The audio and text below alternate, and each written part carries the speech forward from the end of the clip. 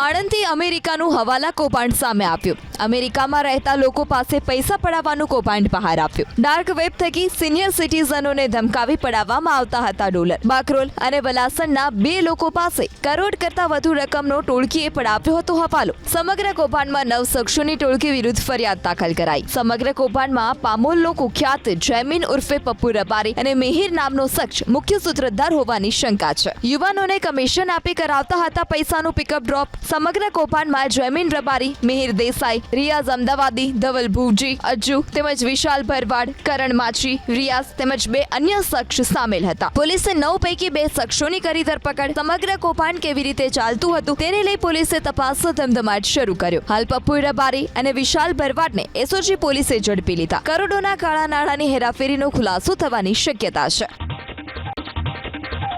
વડોદરાના ગોત્રીમાં આરોગ્ય વિભાગના દરોડા બંસીધાર ડેરીમાં ભેળસેળયુક્ત ઘીનું વેચાણ થતું હોવાના શંકાએ પોલીસ અને મનપાના આરોગ્ય વિભાગે ચેકિંગ કર્યું।